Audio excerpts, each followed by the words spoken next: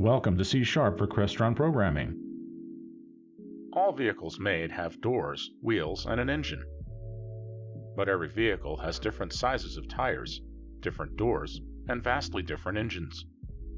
As a driver, you do not have to relearn how to drive every vehicle you encounter. You can get in by calling the open door method. Steering the car is also handled by the turn the wheel method, and we get back information from the fuel level and the current speed fields.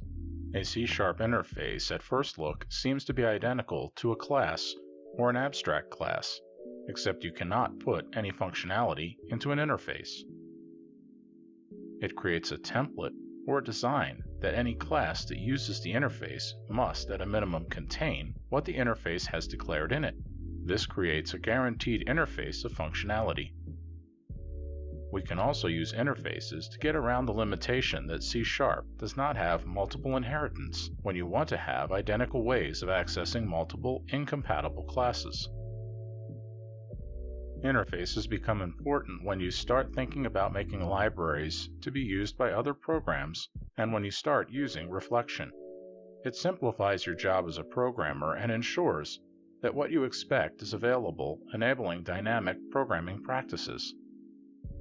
We can now explore interfaces in Visual Studio. We will use a single interface and a single program across two classes.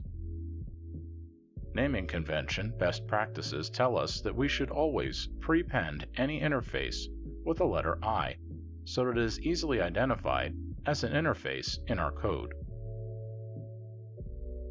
First, we need to define our interface. Here, we're going to define the vehicle interface, calling it iVehicle to follow naming best practices for interfaces.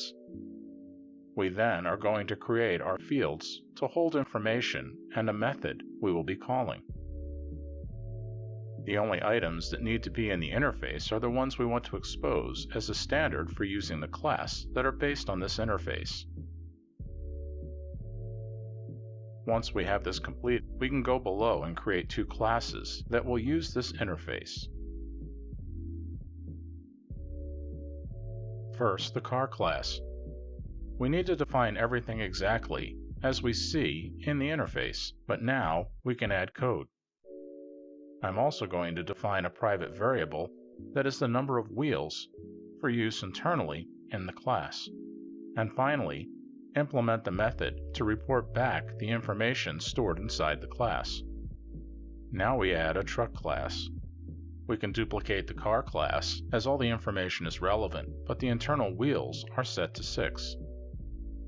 We can now go back up to the program and instantiate these classes, but this time we are going to use it as the containing object, the interface. This makes both classes, one a car and one a truck. Both are identical in their container. By using the interface, I'm certain that both of these classes will act exactly the same as far as sending data back and forth, and as well as the methods called and data returned. We can now initialize some data in both, and when finished, run the program and take a look at the output.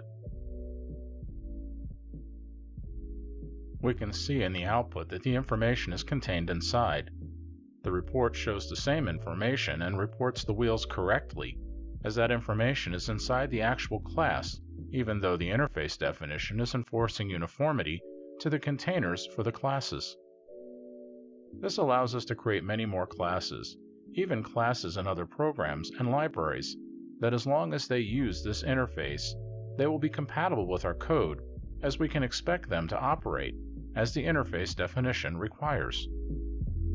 Thank you for watching.